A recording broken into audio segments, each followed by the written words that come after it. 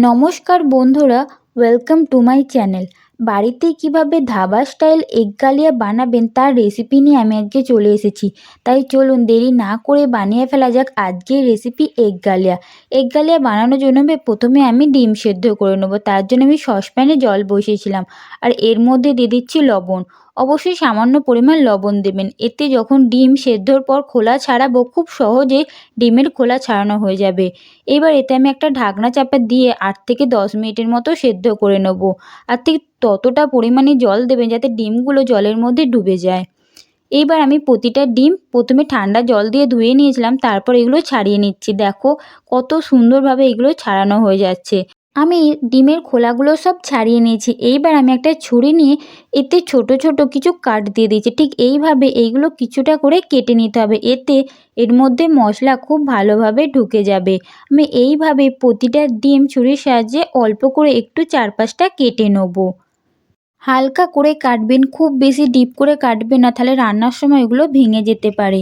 এইবার আমি একটা কড়া নিয়ে এতে সামান্য সাদা তেল নিয়েছি আর তেলের মধ্যে দিচ্ছি সামান্য হলুদ গুঁড়ো ও সামান্য লঙ্কার গুঁড়ো। লঙ্কার গুঁড়ো ও হলুদ গুঁড়ো তেলের সাথে খুব ভালোভাবে মিশিয়ে নিতে হবে। আর ঠিক এটা যখন হালকা একটু গরম হয়ে আসবে, এবার একে একে ডিমগুলো এই তেলের মধ্যে দিয়ে দিতে হবে। আমি একে একে সমস্ত ডিম এই কড়াইয়ের মধ্যে দিয়ে খুব ভালোভাবে নেড়ে নেবো। এতে ডিমের মধ্যে একটা অসাধারণ কালার আসে। দেখো আমি ঠিক কীভাবে ভাজছি, ঠিক এইভাবে নাড়িয়ে এটাকে ভেজে নেবেন। এইভাবে অবশ্যই ডিম ভেজে নেবে, তাহলে দেখবে ডিমের বাইরে একটা খুব সুন্দর কালার এসেছে। কিছুক্ষণ ভাজার পরে ডিমগুলোর মধ্যেও কালার চলে এসেছে। এইবার আমি ডিমের কালিয়া বানানোর জন্য অন্য একটা প্যান গরম করে নিয়েছি, তার মধ্যে আমি সাদা তেল দিয়েছিলাম। এর মধ্যে দিয়ে দিচ্ছি আমি 4টে লঙ্কা, মানে 4টে কাঁচা লঙ্কা দিয়েছি। এইবার এর মধ্যে দিচ্ছি পেঁয়াজ কুচি, আর পেঁয়াজগুলো আমি ছোট ছোট করে কুচি করে নিয়েছিলাম। পেঁয়াজ কুচি দিয়ে পেঁয়াজগুলো খুব ভালো করে কিছুটা সময় ভেজে নেব। কিছুটা সময় পেঁয়াজ খুব ভালো করে ভেজে নিতে হবে। পেঁয়াজ যখন ভাজা হয়ে আসবে পেঁয়াজের রং বদলে যাবে। দেখো পেঁয়াজটা আগের থেকে অনেকটা ভাজা হয়ে এসতে রং বদলে গেছে। এইবার আমি এর মধ্যে দিয়ে দিচ্ছি 1 চামচ পরিমাণ রসুন বাটা। রসুন বাটা দিয়ে এটা আমি পেঁয়াজের সঙ্গে কিছুক্ষণ ভেজে নেব, যাতে রসুনের কাঁচা গন্ধটা চলে যায়। আমি এটা খুব ভালো করে পেঁয়াজের সাথে মিশিয়ে কিছুক্ষণ ভেজে নিয়েছি। দেখো পেঁয়াজের রঙটা আগের থেকে অনেক বদলে গেছে এবং এটা অনেকটা ভাজাও হয়ে গেছে, তার সঙ্গে রসুনটাও ভাজা হয়ে গেছে। এইবার আমি এর মধ্যে দিচ্ছি 1 চামচ পরিমাণ আদা বাটা। আদা খুব বেশিক্ষণ ভাজার দরকার নেই, একটু নেড়ে চেড়ে নিলেই হবে। এইবার আমি একে একে এর মধ্যে গুঁড়ো মশলা দেবো। প্রথমে আমি দিয়েছি সামান্য গোলমরিচের গুঁড়ো, এবার সামান্য গরম মশলার গুঁড়ো। এইবার আমি এখানে রঙের জন্য ব্যবহার করব 1 চামচ পরিমাণ কাশ্মীরি লাল লঙ্কার গুঁড়ো। তোমরা চাইলে এটা নাও দিতে পারো। এইবার এর মধ্যে দিচ্ছি সামান্য ধনিয়া গুঁড়ো ও 1/2 চামচ পরিমাণ জিরে গুঁড়ো। এইবার এই সমস্ত কিছু খুব ভালো করে এই মশলার সাথে মিশিয়ে নেব। এই সমস্ত কিছু মশলার সাথে মিশিয়ে নিয়ে কিছুটা সময় একটু ভেজে নেব।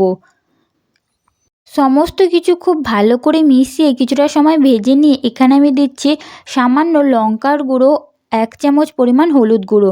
আমি যে 4টে কাঁচা লঙ্কা দিয়েছিলাম সেগুলো খুব একটা ঝাল নয়, তাই আমি এখানে লঙ্কার গুঁড়ো ব্যবহার করছি। আর দিচ্ছি স্বাদ মতো লবণ। এইবার এই সমস্ত কিছু কিছুক্ষণ একটু ভেজে নেব, যাতে হলুদের কাঁচা গন্ধটা চলে যায়।